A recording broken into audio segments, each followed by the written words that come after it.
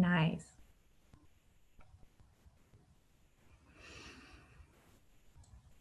She almost doesn't show up because she's so black. She's beautiful.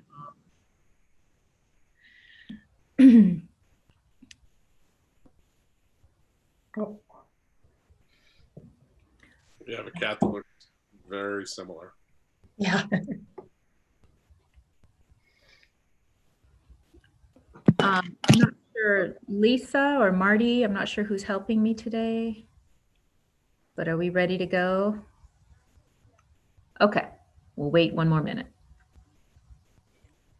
It's Kara here, and we're good to go on Zoom. Excellent, thank you. And am I a co-host at this point? Yes, you are. Excellent, thank you.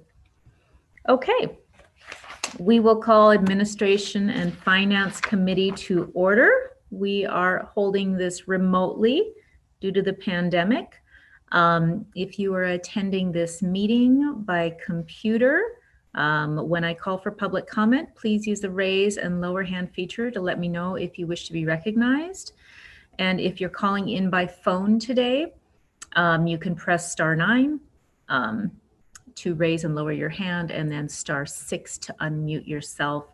And if you're unable to use either of those, you can always call City Council and leave a voicemail for us.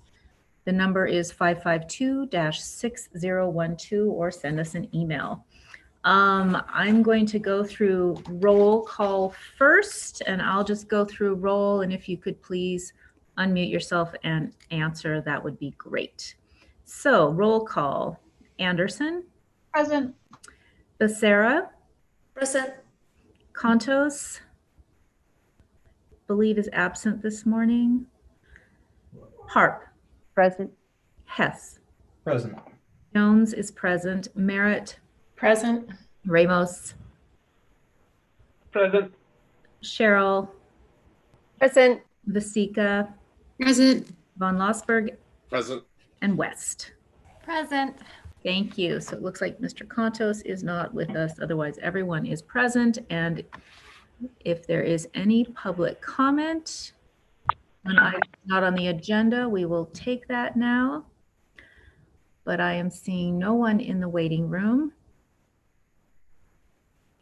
So we will go on with the agenda.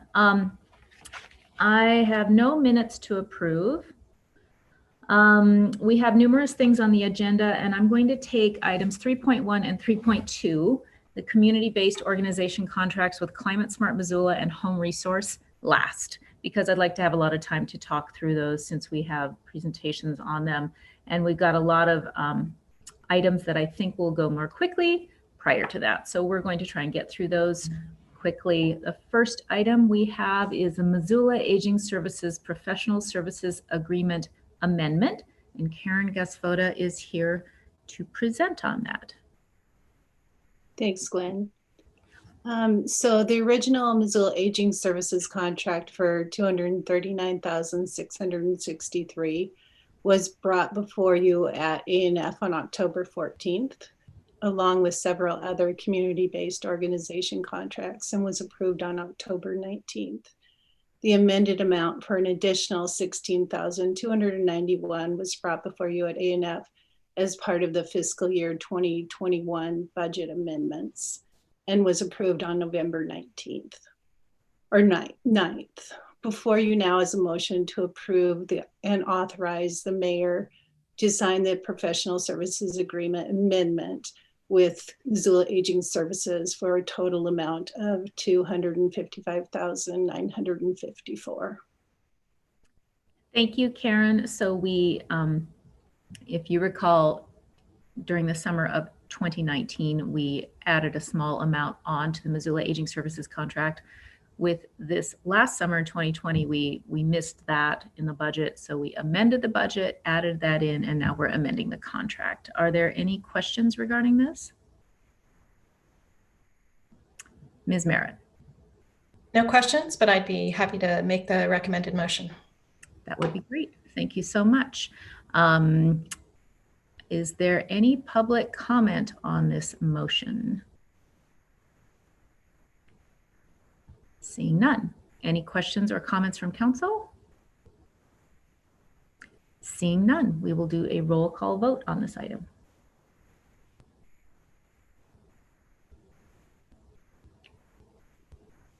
And I'm not sure, Marty, if it's you or a different clerk today. I'm happy to do the roll call vote.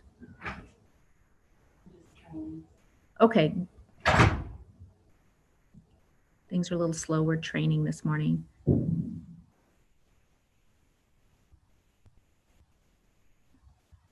Okay, everybody, here we go. Scroll down so you can see everybody. Now call names.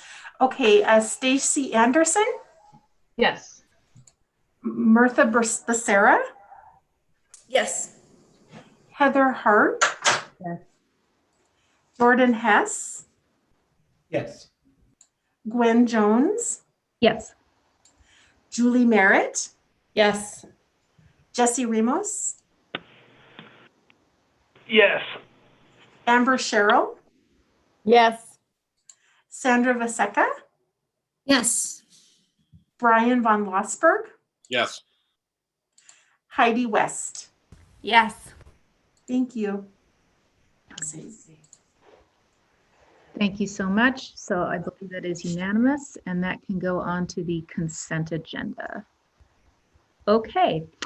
Next item is 3.4 legislative lobbyist contract for 2021 legislative session. And I believe we have Dale Bickle here to introduce this item.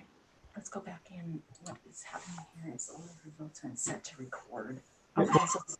Jessica Miller from the mayor's office will actually give the presentation on the contract, but I will be available for questions. Thank you so much. Now Jessica. I'll give you a drop down right there where you can take the vote from. Oh, right from there. Marty, Okay. we can hear you in the background, just letting you know. Sorry. There we go. Thanks. Okay, Jessica Miller.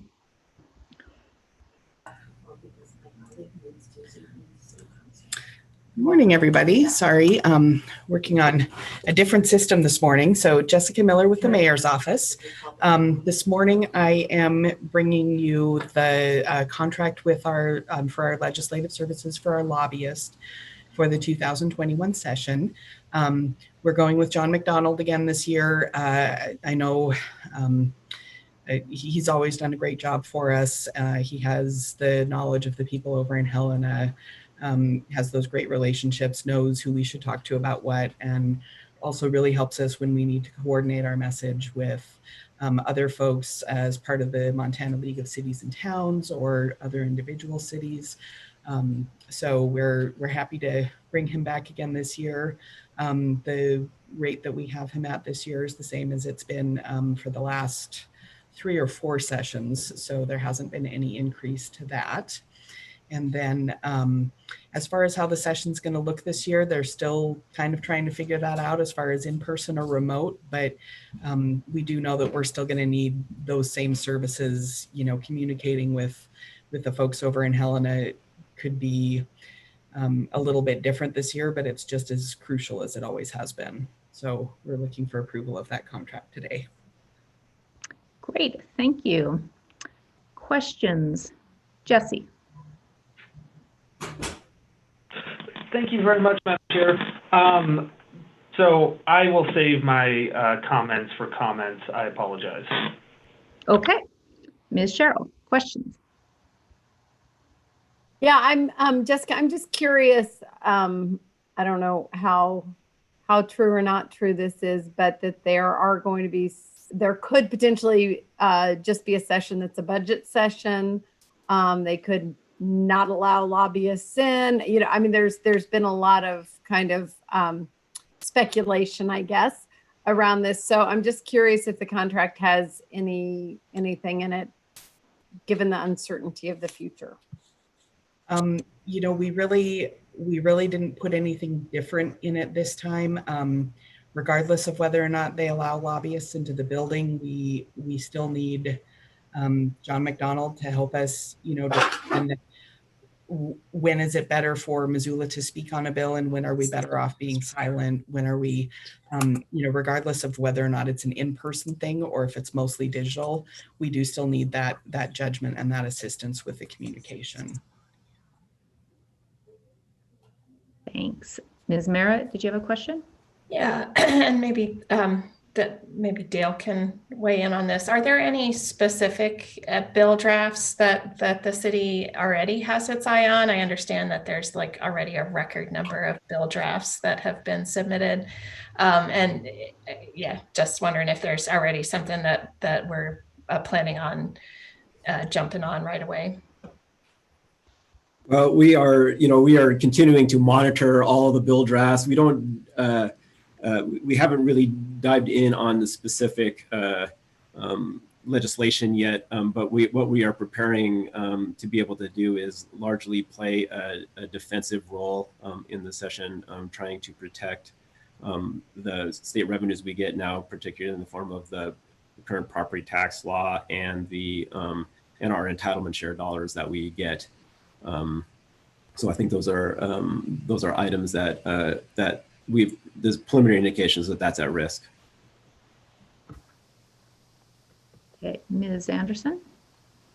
Thank you so much, Madam Chair. I'm happy to make the recommended motion to have the mayor sign his contract, and I'd be, if appropriate, happy to speak on it.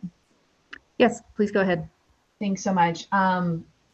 I spent a lot of time having to deal with the legislature in Helena in my other job besides city council. And no matter what this session ends up looking like, it will be one of the most challenging sessions we faced in a while.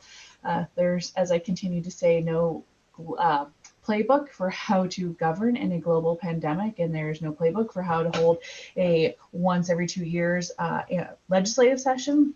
So having someone like Mr. McDonald, who already has longstanding relationships, understands the lay of the land, the ins and outs of the legislature, is invaluable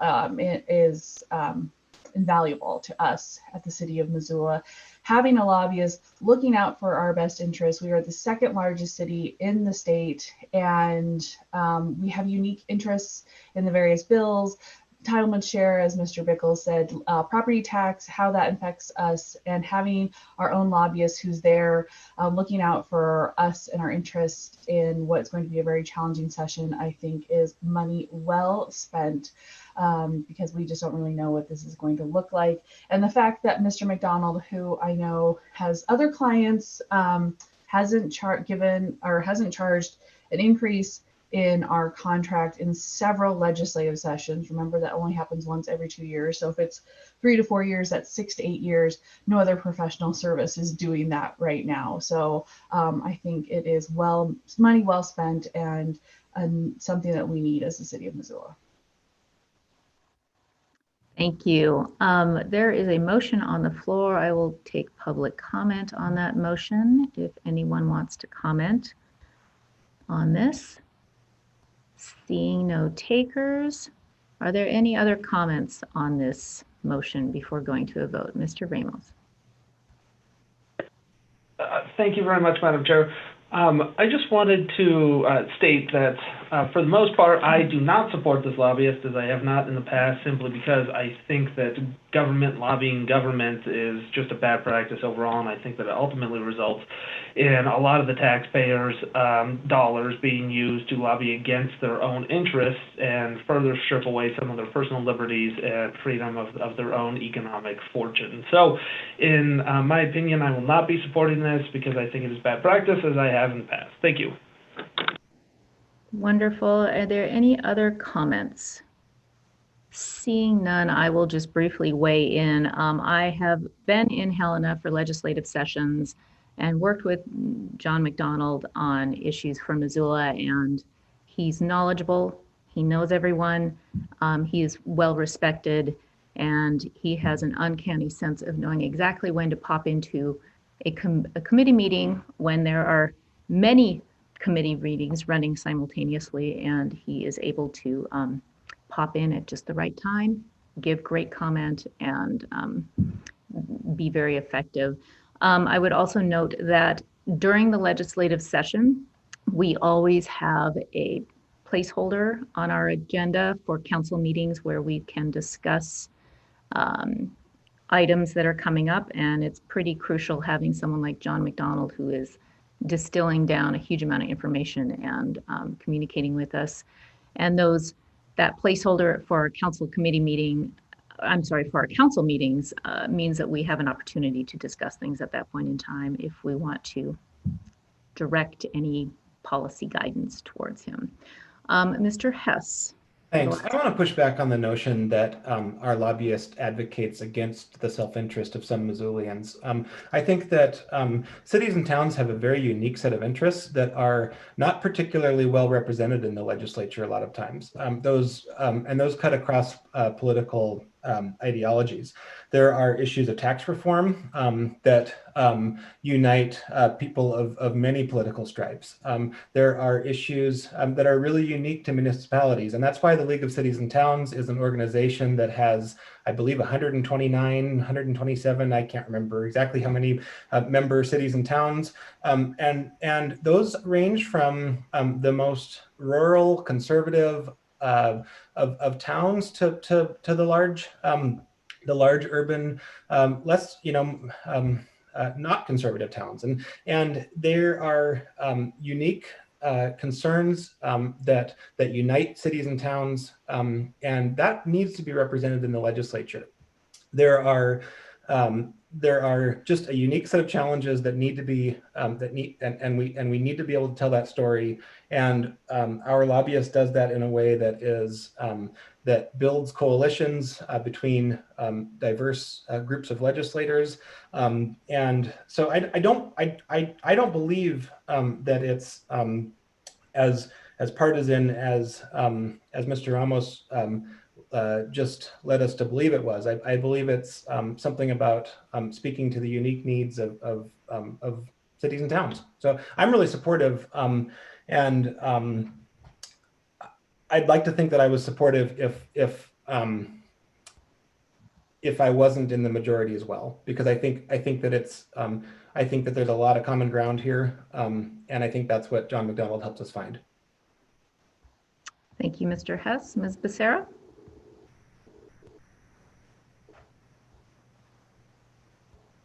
Sorry, I was muted. Completely agree with Mr. Hess's comments. I think that knowing when and how to participate in the legislature can have significant benefits to our taxpayers. Issues such as property taxes and benefits that our veterans can receive, social services, etc. That has a direct impact to the people that we represent on city council. Land use related issues, you name it. These are all things that can affect our constituents. And many of us either don't have the knowledge or the time to keep track of what is happening in Helena, but that shouldn't be a reason to not know what's happening and advocate on behalf of the people that we represent here in Missoula. So I completely support having someone that can do that for us, report to us on what is happening and what the best way for us to be heard in the legislatures on behalf of the people that we represent so that they can benefit. I will support the motion. Thanks. Thank you. Ms. Merritt? I also support the motion and want to say I support what Mr. Hess just explained. It's just the same that the states and the federal government don't always see eye to eye, and each state needs to have their interests represented at the federal level. The cities and towns in the state need to have their interests represented at the state level. It's just an important part of the process, and I'm happy to support it. Thank you, Ms. Hart. Thank you. I too am in support of this particular motion as a member of the leadership team for the Montana League of Cities and Towns, which has 100% active involvement from all 127 of the incorporated towns in Montana. It is a really interesting dynamic to be able to work across the aisle and be able to work towards solutions that work for each local community. And to be able to work together, I think is really, really critical. And I think in this particular case regarding renewing the contract for Mr. McDonald, I think you know, he's just been very effective at advocating for our voice in amongst, I'm sure, all the other lobbyists for all the other communities at the same time.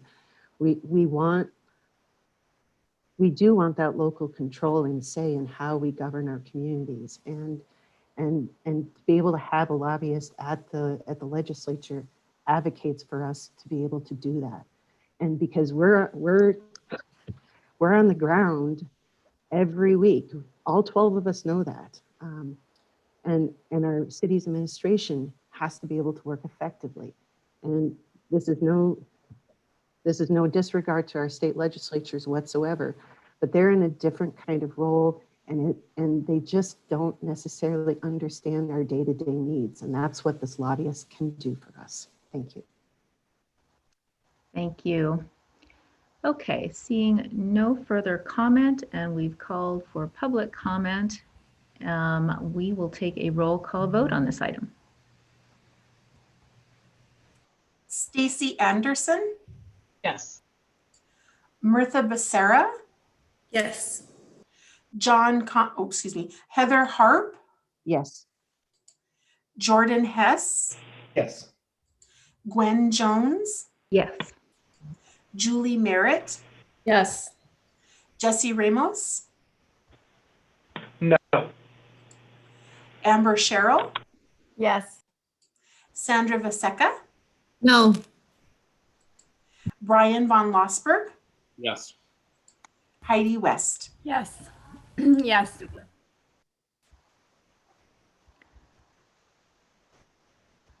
Okay, and I think that is 9 yeses, 2 nos, and 1 absent, and that will go on to committee reports. Okay, the next item is resolution to authorize lease and approval of contract for transfer center. And Dale, are you presenting on this?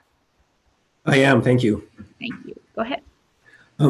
Excuse me. This is a renewal of the lease for the transfer center with the Missoula Urban Transportation District Mountain Line for the transfer station that is located just south of City Hall on the city property. While the lease looks like it's new and has this construction language, this is a renewal from that original construction of the facility that happened a little over 20 years ago. So this renews the lease for an additional 20 years at the same lease rate of $1 per year. The biggest change to the lease is the termination in here, where that provides for a 24-month notice of termination, and that's important for Mountain Line, not only because of the building itself, but the right-of-way necessary to operate the transfer center. So they just can't pick up and move and find another site to place it on. They need right-of-way, and the city has to help them with right-of-way. So that gives them adequate time, and if something happens earlier than that, we always have the ability to work with them to find a different location. And again, there's a resolution. There's always, whenever the city sells or leases property, council has to have a finding that that it's okay to lease that, and it requires a 2/3 majority of council. Happy to answer any questions.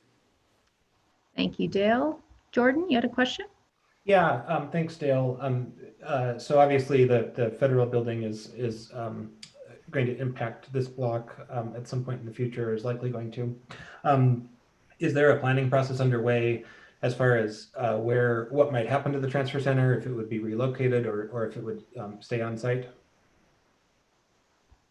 The conversations that we're having have it stay on site. It's, while City Hall may end up moving to the federal building, it's still, this area is still going to be a downtown hub and a center for a local government in, that the courthouse isn't going anywhere.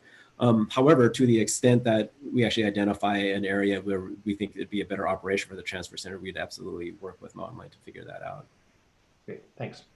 And follow-up question is the full width of Pine Street, is that still is that right of way all still intact? And there's just an agreement where Mountain Line can use that as their transfer center, or and is that contemplated in this lease as well?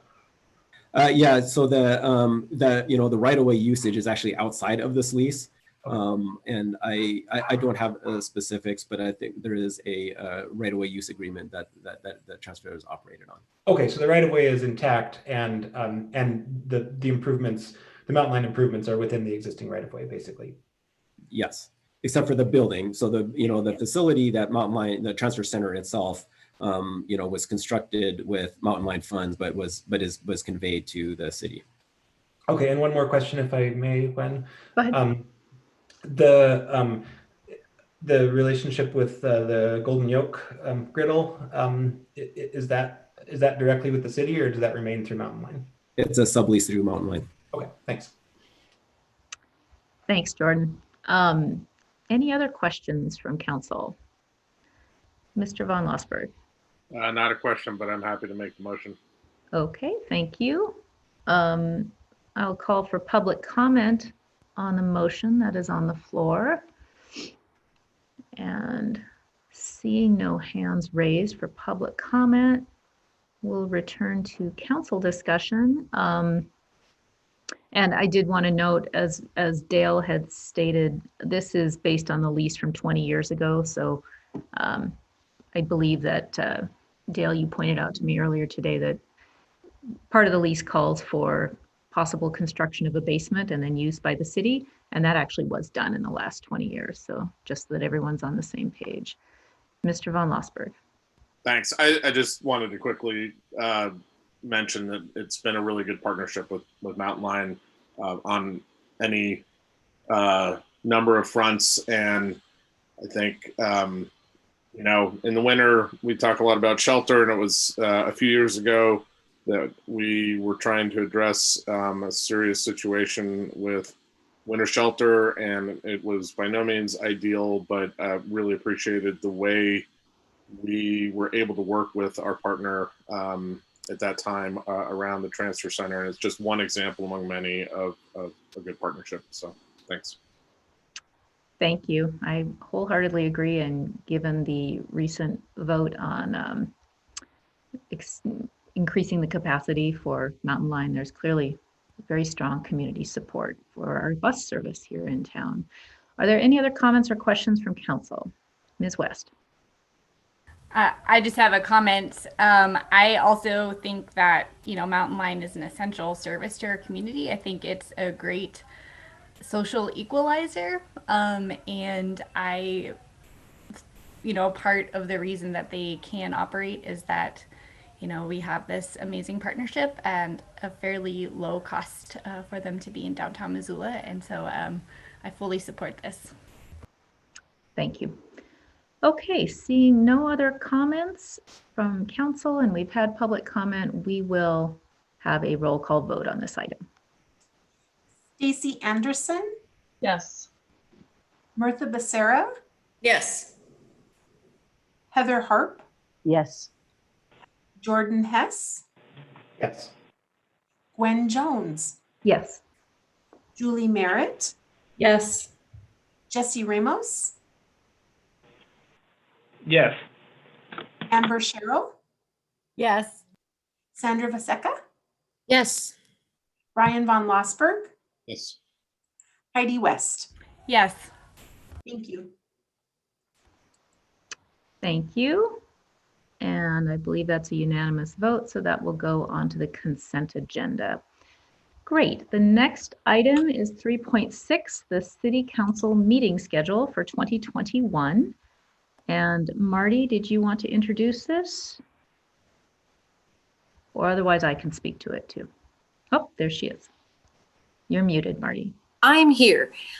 Good morning, everyone. I'm Marty Reban. I'm your Legislative Services Director and City Clerk. And every year in December, I bring the City Council meeting schedule to you for your consideration. It's a council rule. We set the meeting schedule this time of year and then publish the schedule in the newspaper. It is able to be changed, as we learned this past year during pandemic. But this generally gives the layout of what our meetings are going to be for the year. So I attached to your referral today, I have some areas that I think it would be useful for council to look at and some questions that I'd like you to advise us on. So we're proposing that City Council meets the first 4 Mondays of the month, and that we don't meet the 5th Monday of the month. And so on the referral, I've mentioned where the holidays are. Just of note this year, we do not, the 4th of July falls on a Sunday, so city offices are closed on a Monday. So July 5th will be a time when we're not having a city council meeting. And I don't think that I have listed Veterans Day on this list of holidays. Oh, but that's not a city council meeting, so because it falls on the 11th. At any rate, there's some options that I wanted to put before the council. So traditionally, it's been a little difficult getting quorum for city council on the Missoula County Public Schools spring break. This next year, according to the school calendar that they have published on their website, it's slated to be starting that week of March 15th. And then I have another date I'd like you to look at, and that is in August. So we have 5 Mondays in August. And so typically with this schedule, we wouldn't meet on the 5th Monday on August 30th. The problem is we're in the midst of the budget. And this last year, we wound up having such a full legislative calendar that we scheduled, I think, several special meetings in order to get through the budget, as well as the business that you had on your agendas. And so my recommendation this year is that we forego a blessed 5th Monday and hold a meeting on the 30th of August so that we can get through the budget process in a timely manner. City Council is required by state law to adopt a budget and fix their tax levies within 30 days of receiving those taxable valuations from the state. And those come in on usually that first Monday in August. And after the council adopts the budget, of course, we have to do tax levies for road and park the following week. So having that 5th Monday will open up some opportunities on your calendar to get through the business of the budget and the tax levies. And then finally, at the end of December,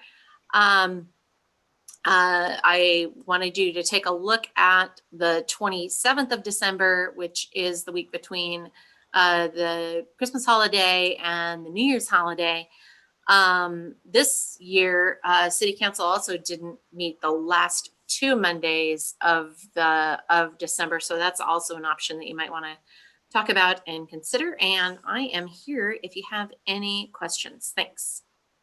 Thanks, Marty. And I wanted to add on to that. Yes, I would be in favor of not having meetings on December 20th and December 27th, given that everyone stayed home this holiday season. I think we're going to have a lot of people traveling this next holiday season. So it would just be better to block that out, know it ahead of time, and we plan accordingly. Also, I want council to ponder this.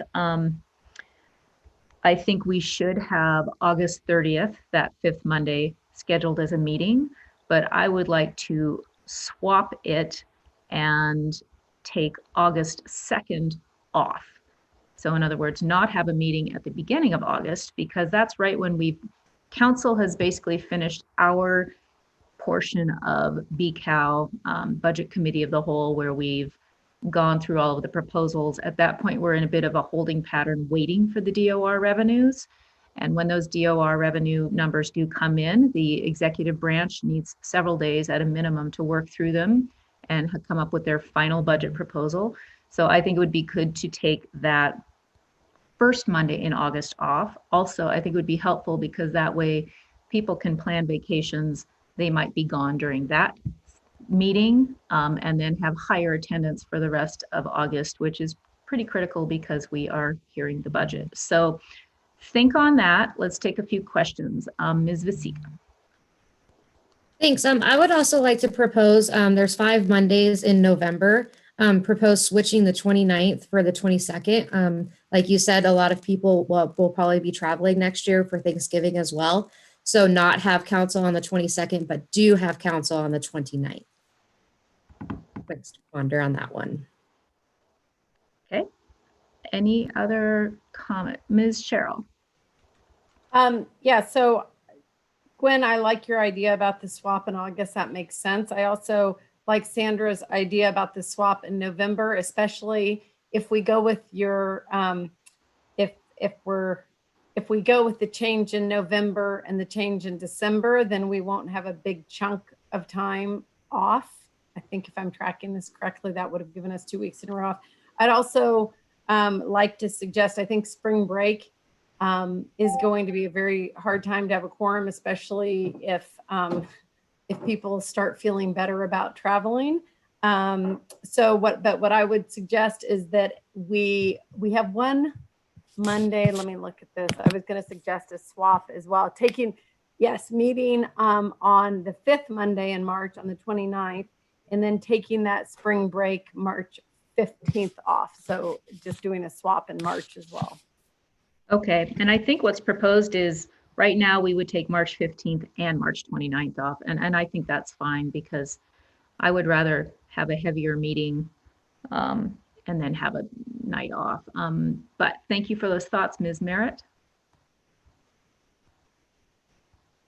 I guess my question is, and we're talking about Monday nights, but when we're talking about budget hearings, what that really affects a lot of times is Wednesdays. Mm-hmm. So while what we're talking about right now is the Monday night meetings, what would you say is, if we were to take August 2nd off instead of August 30th, would you anticipate that we would have council committee meetings on Wednesday, August 4th? Or would we, like, kind of by definition, if we take the 2nd off, are we also taking the 4th off from committee meetings? So I would defer to Mr. Von Lossberg on this because he is the main scheduler along with Marty and Kirsten Hans and Kirsten Hans. So I think we figure out the committee meetings days as we go, but Brian, do you want to chime in on this? Sure. Yeah, it's a good question. We should not assume a rule of no committee meetings after a Monday that's off, in my experience.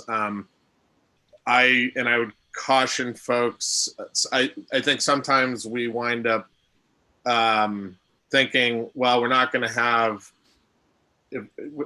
for instance, one thing that came up in discussion was November, and I get the idea, but we have tried for staff, for everybody, for public, for ourselves, to not have committee meetings on the Wednesday before Thanksgiving, for instance. And sometimes that leads the thought that we won't have any business to do on the following Monday.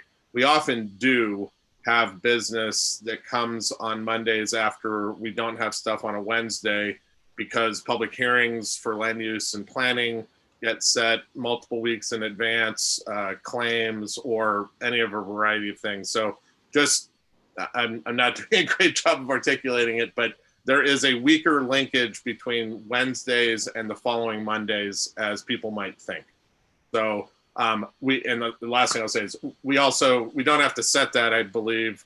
Marty can correct me, but we have flexibility around Wednesdays, and that's what we've done in the past. Is if there's some level of consensus or thought that we want to try to avoid committee meetings, we've worked among the committee chairs with staff to avoid those Wednesdays. Yeah.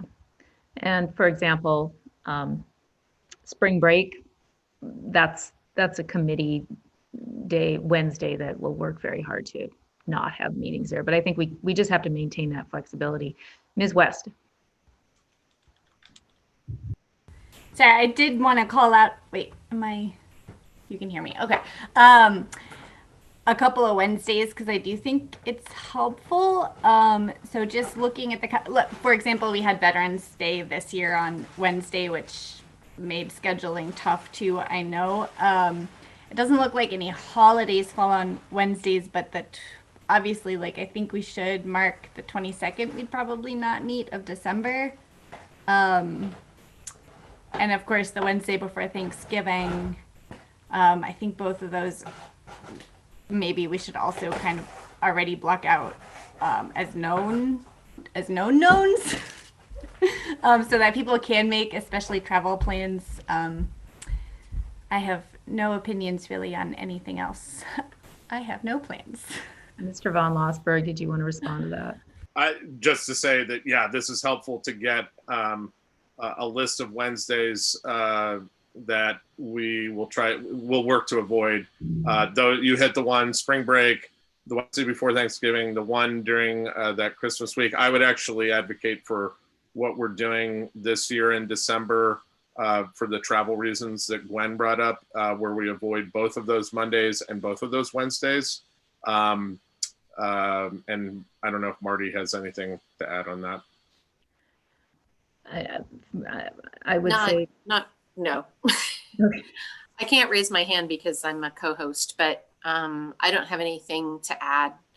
I think Brian articulated it well. When we talk about the budget in August, that's not the only type of hearing that you're going to have. You know, you have a lot of land use matters and things like that. And honestly, it's hard to say what the demands on legislative calendar will be because we don't know what the business is, right? But if we have some things, some guidance set up by council around Thanksgiving, around Christmas, then we can tell staff, hey, don't plan. Don't plan matters on these days. So it's that conversation is useful to us as staff, because then the more notice we have about that, the more able we are to plan the legislation around the days that you plan to not hold committee meetings.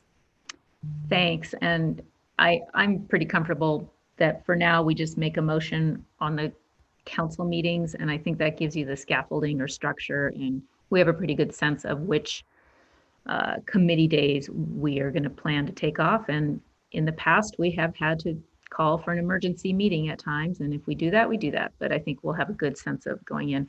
So I've got 3 more people. I do want to get through this item and leave a big chunk for our community-based organization contracts. Ms. Merritt. Okay, I just want to say I support the idea of taking the March 15th off, taking August 2nd instead of August 30th. And I can go either way on the November date. Okay. Ms. West.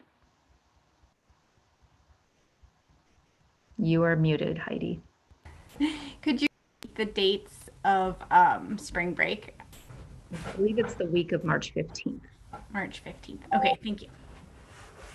Okay, and seeing no one else waiting to comment, I'm going to just wait, Mr. Von Lossberg. I was going to make a motion for you. Okay, if you want to make that motion and articulate Sure. what we thought that's different from what's proposed from our motion on the paper. So let's try this. I'm going to make an amended, the motion with some amendments to it. The amendments are to include not meeting on the 15th, I believe, option 1, the spring break, March 15th, to swap the dates in August. In other words, to meet on the last Monday, but to not meet on the first Monday. I think that will work. And to not meet on both December 27th as well as December 20th. And then I'm going to leave it at that. And I recognize, Sandra, your suggestion about November, and maybe we just take that via a quick vote on an amendment. And I will quickly say the reason I'm not including it now is I'm somewhat ambivalent, although my number of people I hear from try to lop that Monday in with travel to avoid trying to travel on like the Sunday of Thanksgiving. And so I'll leave it up to like a vote of you all if we want to take that up as an amendment. But the Monday before or the Monday after, I actually think it's kind of nice to have the Monday as part of that Thanksgiving weekend not have a meeting for travel reasons, but happy to vote on an amendment. Oops. Sorry, I'm losing my light here. Okay, Ms. Vasika. Yeah, I'm okay with putting that up for a vote. So I'm not sure the proper procedure for that. So I suggest an amendment to vote on the swapping November 29th for the 22nd. Okay, thank you. That amendment is in order. I'm going to try and make this quick because we've got other things on our agenda. Is there any public comment on the motion to amend to rearrange the November days off? Seeing no public comment, is there any comment from council? Seeing none, we will take a roll call vote on the amendment to take November 22nd off and attend on November 29th. Stacy Anderson, Yes. Mirtha Becerra, Yes.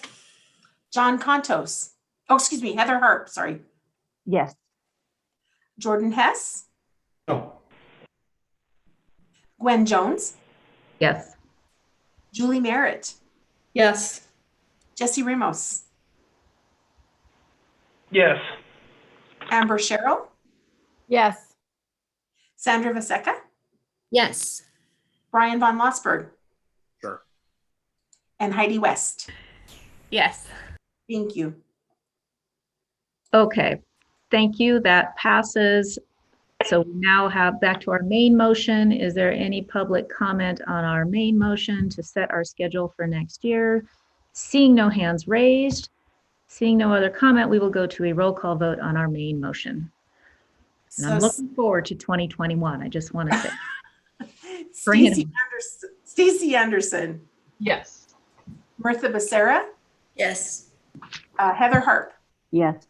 Jordan Hess, Yes. Gwen Jones, Yes. Julie Merritt, Yes. Jesse Ramos, Yes. Amber Sherrill, Yes. Sandra Vaseka, Yes. Brian Von Lossberg, Yes. and Heidi West. Yes. Thank you. Thank you. That is unanimous. That will go into the consent agenda. Thank you everyone for weighing in. Like I said, 2021 can't come soon enough. All right, the last two items that we have about a half an hour to hear are the community-based organization contracts with Climate Smart Missoula and Home Resource.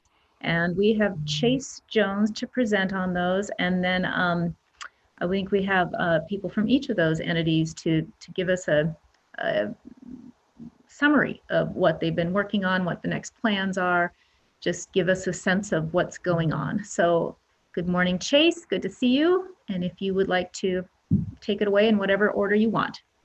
Great, thanks so much. Great to see you. And thanks for your time this morning, Administration and Finance Committee.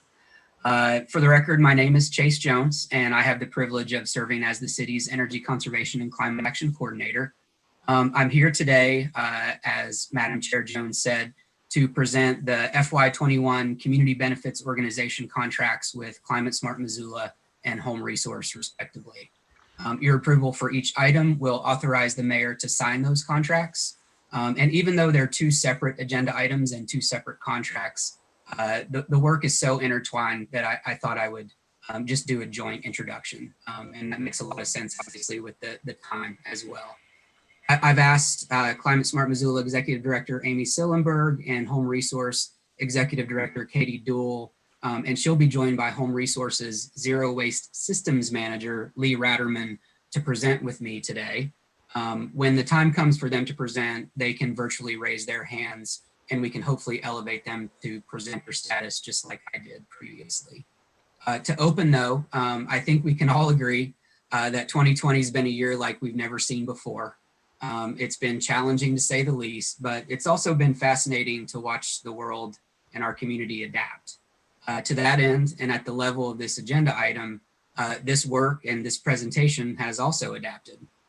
In a normal year, CBO organizations would have had the opportunity to provide City Council updates on the great work they're doing in our community in partnership with the city. The time to do that, last year at least, was right at the beginning and the height of the COVID-19 crisis, when most things ground to a halt and the world was furiously working to understand what we were dealing with. That's okay, and frankly, that was necessary, but I'm really proud of the work that was done in partnership with these organizations to address and work toward really hard and ambitious climate action, sustainability, and zero waste goals. I also think that the work represented in this year's contracts flows seamlessly from last year. So I asked A&F, Madam Chair Jones, when I referred these, if we could both give a brief update on the work done last year while also bringing this year's contracts forward for both your information and consideration. She agreed, and for that, I'm grateful. I know there's been a ton of tough news this year, and that you wrestle with difficult and challenging issues daily as a function of your service on City Council. I'm really grateful for that. There's no denying that the work toward climate action, sustainability, and zero waste is also hard, but these partnerships and the steps we've taken as a result of the city's strategic investment in these priorities, I think is a bright spot. This work remains, maybe even more than ever, important and necessary, and I'm sure grateful to be part of that with you, with these partners that you're going to hear from, and certainly with the Missoula community. So thanks for your decision to invest in these vital organizations and this work. It's never taken for granted. And thanks for the extra few minutes this morning to allow our partners to update you on their efforts as a result of that investment. With that, just a bit of background on the Climate Smart Missoula contract. I think we'll start with that. As part of the fiscal year 2021 budget, City Council allocated $30,000 in community benefits organization funds to Climate Smart Missoula to support the city and community's energy conservation and climate action plans and initiatives. And so now I'm going to invite Amy to join the presentation to briefly update you on the work done last year, as well as plans for this year. Thank you so much, and hopefully we can get Amy into the meeting. Oh, I see her, she just popped up. Amy, are you in the meeting? I am. Can you see or hear me? We can hear you. Okay. I don't know why you can't see me.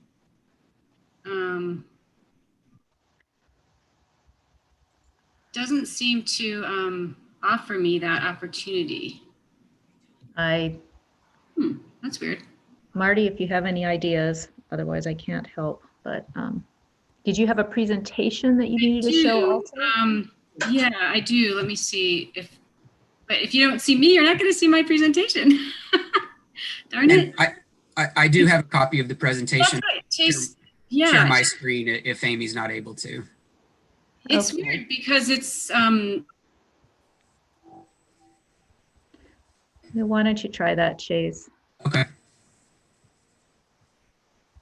Oh, we can see you now, Amy. Okay, yeah, I think it did that little thing where it kicked me off and then put me back on. But I think now that you guys can see me, let me see if I can grab my screen. It should be here.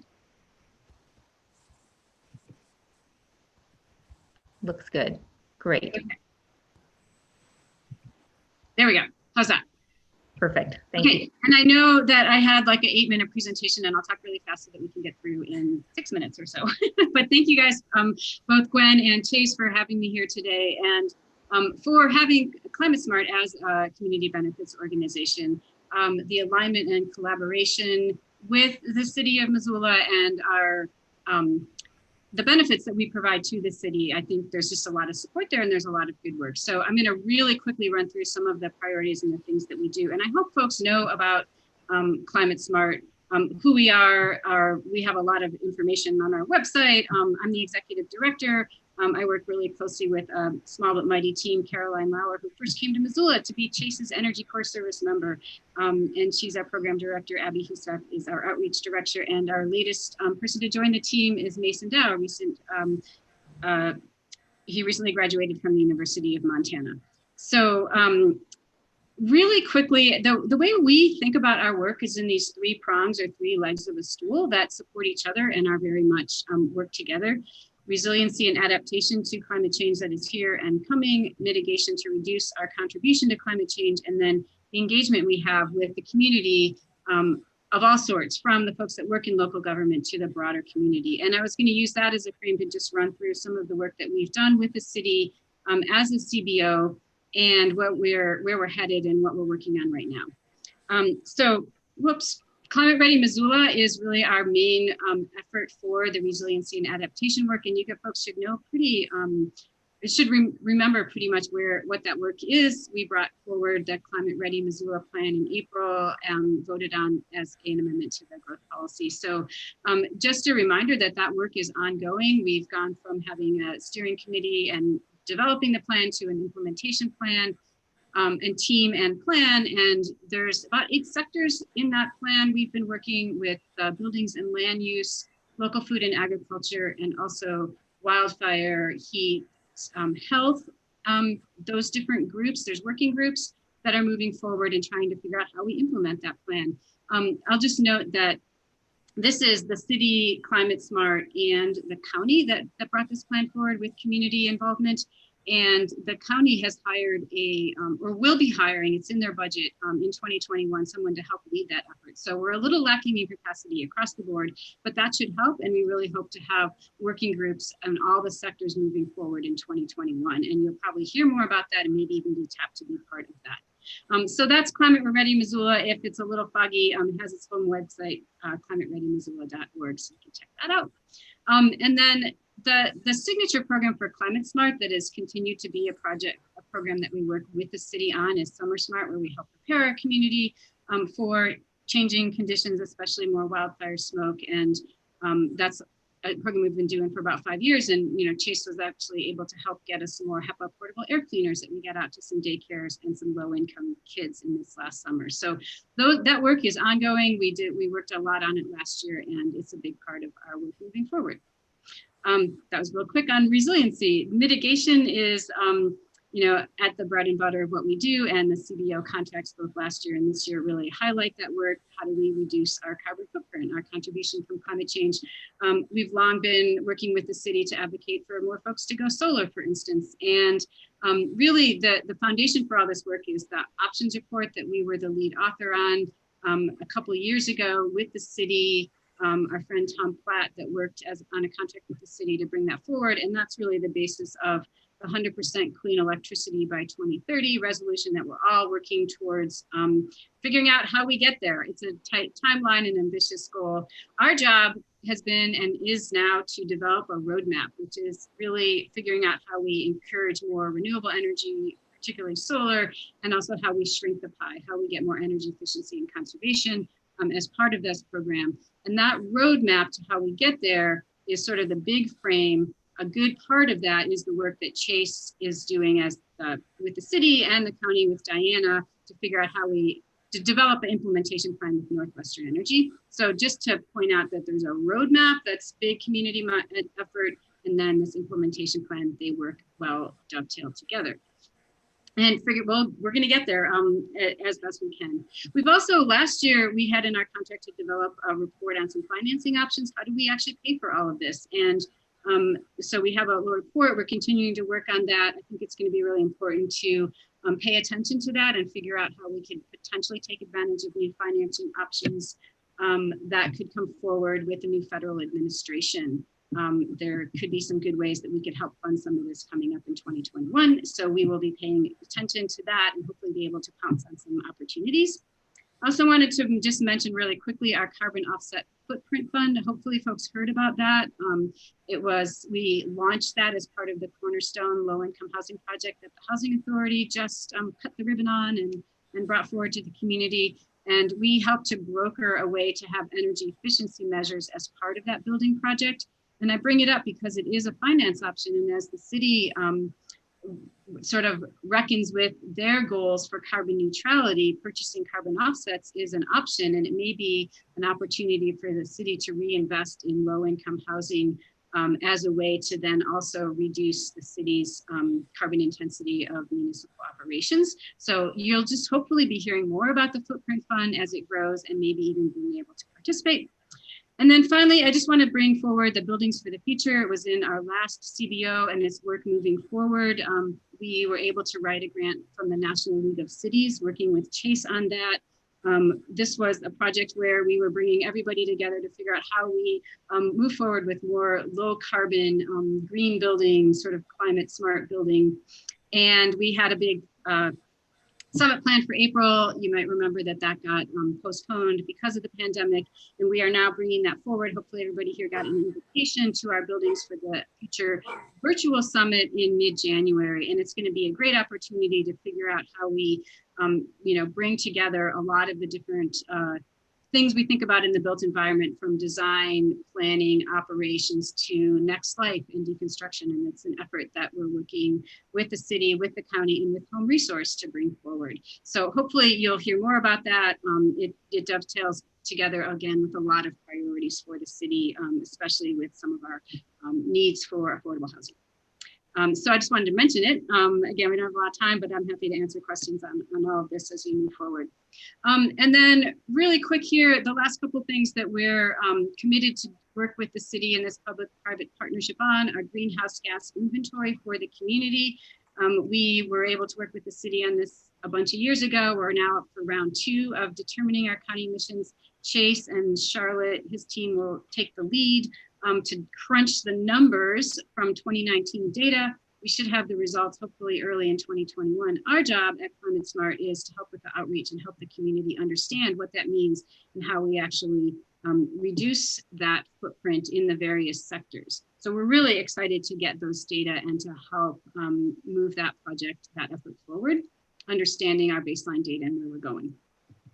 And then finally, our last prong is engagement. And it's something you might think, well, every nonprofit does that, but I just want to kind of bring forward the idea that a lot of our engagement really is helping to support other things that the city, other priorities within the city that are either directly related to climate change or potentially a little bit further afield. For instance, collecting balsam root seeds up on the hill or helping with other restoration projects is something we do. We help bring volunteers and community members in to help with city projects. And then also just helping to tell the story of the good work that's happening within the city, doing a lot of outreach and education and storytelling so that our community understands the work of local government and our work together. So that engagement is a big kind of part of how we work. So that is really quick. Again, if you want to brush up on Climate Smart Missoula, we have our missoulaclimate.org website. You can learn more, and I wanted just to make it pretty quick. Happy to answer questions now or after the Home Resource. Chase, I don't know, or Gwen, how you guys want to do it, but I guess I'll stop sharing my screen now. Great, thank you so much, Amy. Chase, what's your preference? Yeah, so I'm thinking, if it's okay with you, Madam Chair, I'll just quickly summarize what's in this contract, and then we'll take a vote, and then we'll move to Home Resource. Okay. Is that okay? Yeah, we've got about 13 minutes left.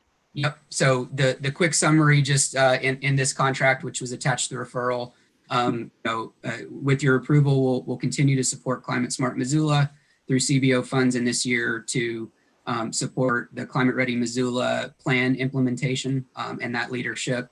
Also, the 100% clean electricity roadmap, which is that big tent picture and aligns with our implementation plan specific to Northwestern Energy. And then the greenhouse gas emission inventory, community outreach.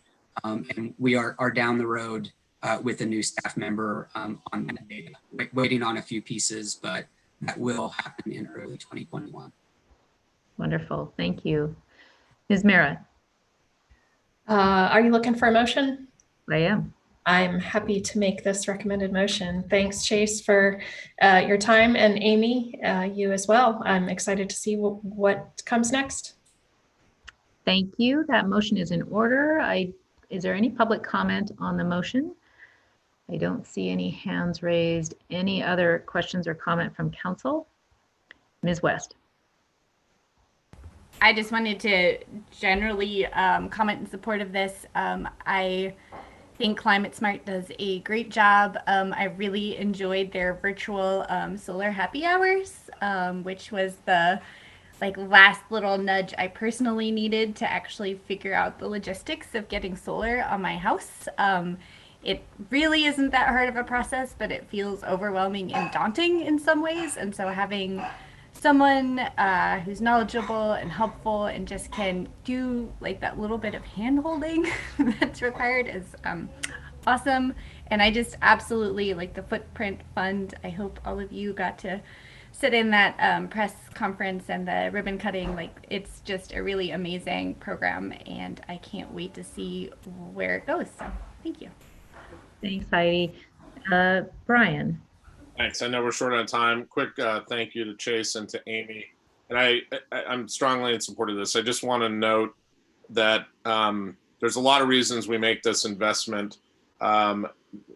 This organization, like Home Resource, also on the zero waste front, helps us plan to, execute actions that are consistent with values we hear from our constituents. This is an efficient way for us to go about doing the work we do, rather than trying to do all of this in-house. These kind of partnerships allow us to leverage dollars from the outside, and creative thinking and imaginative and innovative thinking from our partners out in the community. So it's not just that we think this is a good organization and we're investing in it. We're doing this because it's an efficient way to do it. It's a sensible way to do it. It's a fiscally responsible way to go about addressing our plans. And I'm grateful to the folks at those organizations. Thank you. And thanks, Amy, especially for presenting today. It really helps to flesh out a picture so that people understand what you're doing.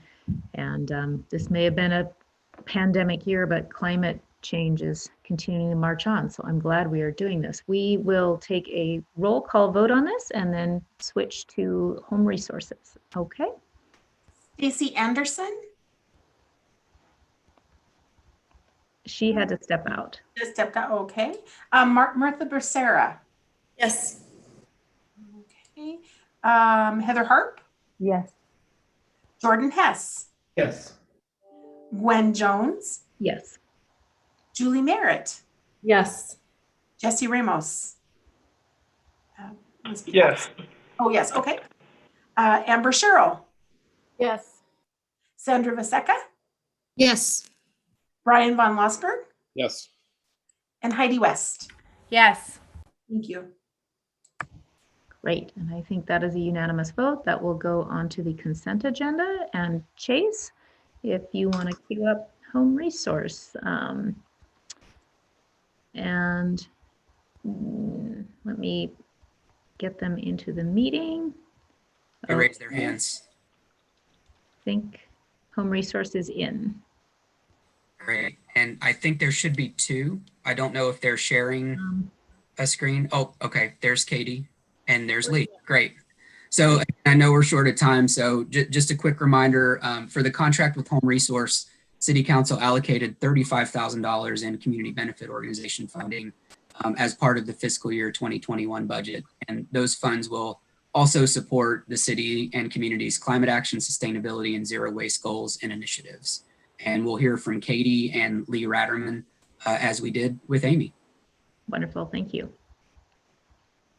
Thanks, Chase and everyone, for having us here. I am Katie Duell, Executive Director at Home Resource, and I'm going to work to share a screen too.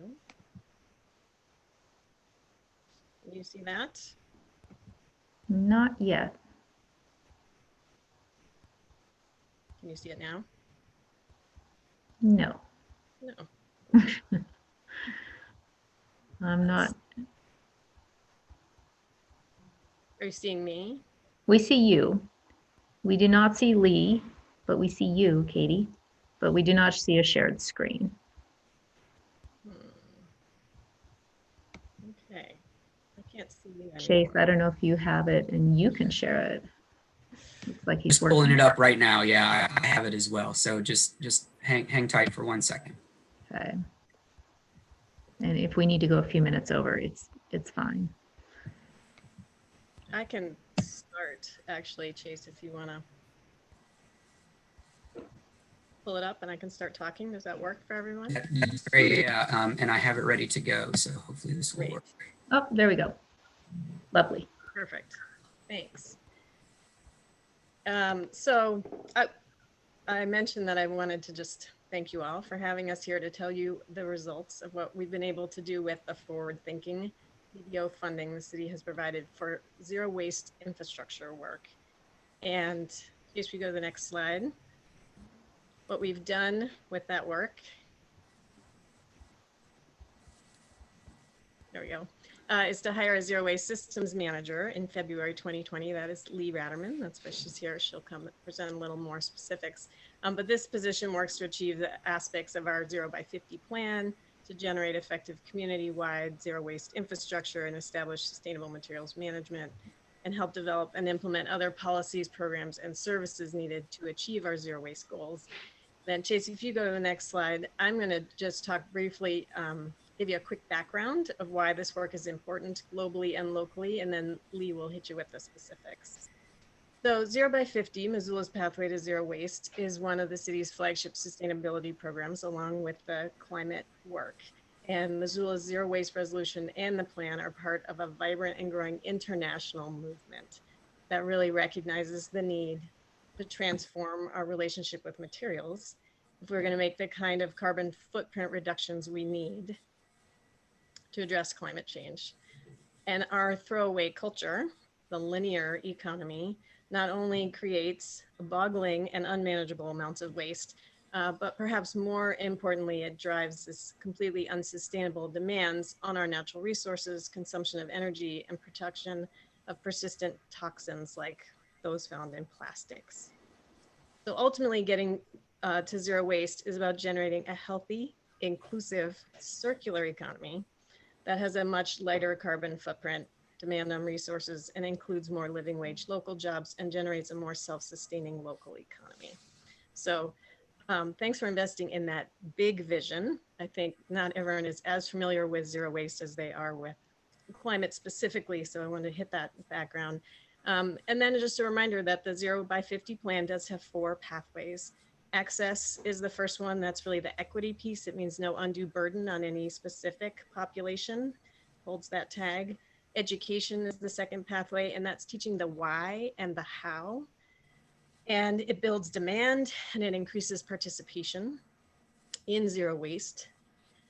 And that's happening right now significantly. That demand is increasing in Missoula. Infrastructure is creating the systems and services needed to actually do it. So we can create all this demand. If we don't have a way to do it, people will get frustrated and they'll stop. And then policy is the 4th pathway, and that ensures that it's done and institutionalizes it, the key practices especially. So these pathways all need to work together in tandem and at the same time.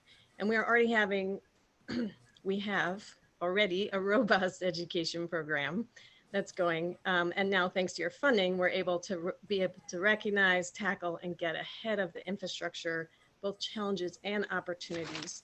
And those can range from small things like compost and recycling bins to really significant big lifts like a materials recovery facility or materials remanufacturing facilities.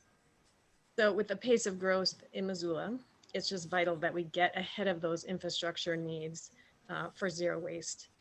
And we're grateful for the opportunity to do that. We're also specifically working to reduce waste in the construction industry. It's one of the most wasteful of all sectors. We know that half of what's in our landfills nationwide, and likely more, is construction and demolition waste. And construction is obviously booming in Missoula. The other piece about working in the construction industry is that we know that there are things we can do right now to make a very significant impact in reducing that waste and the carbon footprint. So infrastructure work, just a reminder, it does take time, as in all investments. There will be bumps and unforeseen challenges like global pandemics and things, but the work, as a reminder, it's all doable. We know what we need to do. It's concrete and tangible. People can do it today. It's available to every single community member to participate in, and people are asking for it. There's a demand, and it also puts Missoula in a leadership role, really, in our region and ultimately in our nation when we take leadership on this. So thanks for supporting that. That's what this work is about, and Lee's going to give you the specifics. We're going to switch computers here. Okay, we're trying to stay socially distanced here. So I'm just going to highlight a few of the things that we accomplished in the past year and tell you a little bit about what we're working towards as we move forward.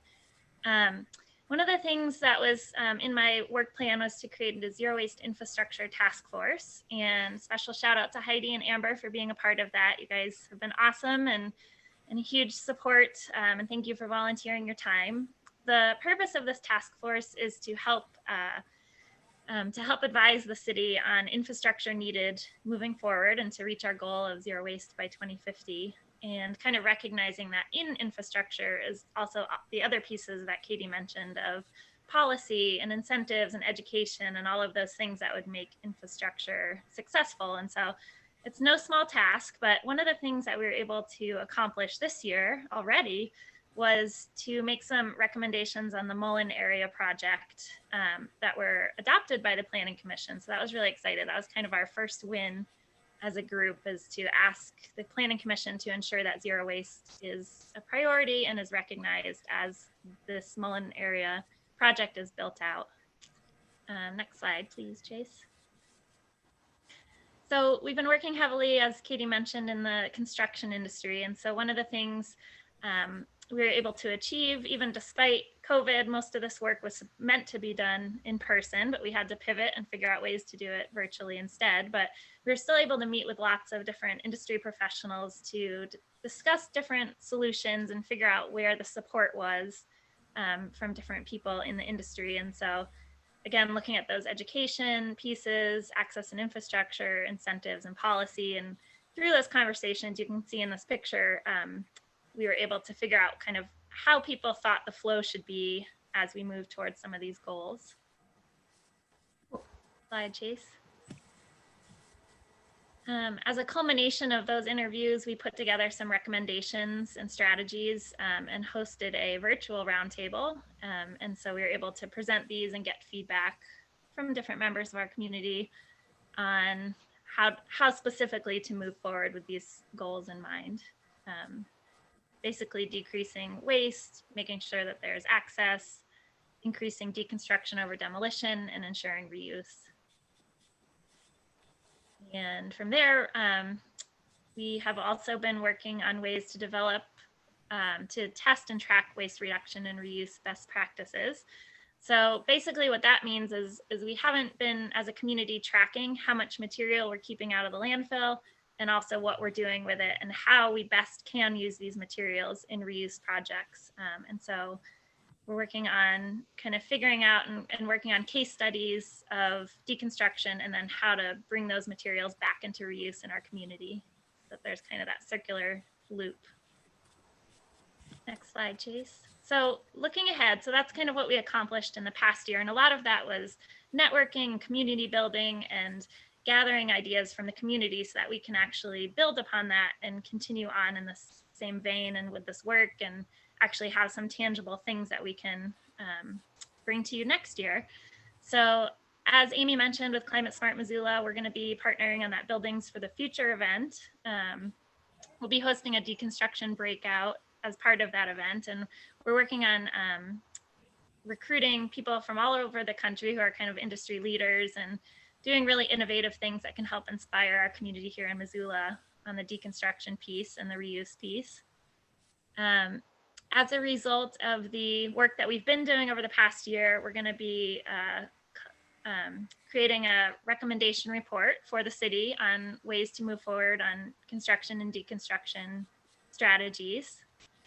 And then also implementation of some of those short-term strategies. We'd like to update, as kind of one example, update the deconstruction guide that currently exists to include all different opportunities that people currently have in the city to divert their materials from the landfill when they're doing construction. We plan to host another construction and deconstruction roundtable to continue on getting feedback from our community members and our stakeholders and continue those efforts. Of course, continue to build this infrastructure task force. Currently, the task force will be helping to create kind of a zero waste roadmap and look at the strategic infrastructure projects that we need. Also, again, trying to identify short, medium, and long-term goals so that we can have some tangible wins while also working on these bigger pieces.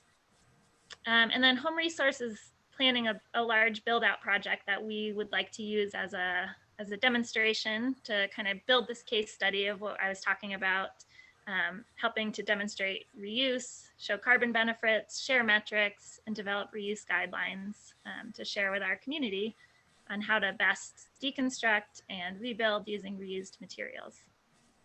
That was a very quick overview of what we've been working on and how we plan to move forward. Thank you so much. And I'm glad that we could get those great presentations in to give the community a sense of what is going on. So much going on with climate change right now, and we always need to do more, but we're working on it. So we are over time. I've got two people with hands up. Let's go to them and try and get a motion on and vote on this. Ms. Cheryl. I was just going to make the recommended motion, and I'm thankful for both of the partnerships that we're discussing today. I think they're important for our community and our world. Thank you. Ms. Harp. Thanks. I too am very supportive of both of the contracts that we're looking at today. Both organizations are leaders in their particular fields. But I really just want to highlight my appreciation for the fact that in particular, working with business professionals in the building industry and being able to find some win-wins that is both good economically, but also from a environmentally sustainable perspective is just really key. And I think that really tends to align our whole council from the left to the right, because it really creates a win-win. So thank you for presenting today. I'm happy to support. Thank you for that. Lots of paradigm shifts that are happening and that still need to happen. Are there any other questions for Chase or the presenters? Otherwise, we have a motion on the floor. I'll see if there's any public comment. Seeing none, we will do a roll call vote. And before we do that, I just want to say thank you, Chase. Thank you, Katie and Lee, Amy.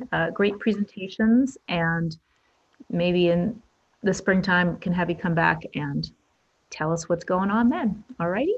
We will do a roll call vote. Is Stacy Anderson absent? Mirtha Becerra? Yes. Heather Harp? Yes. Jordan Hess? Yes. Gwen Jones? Yes.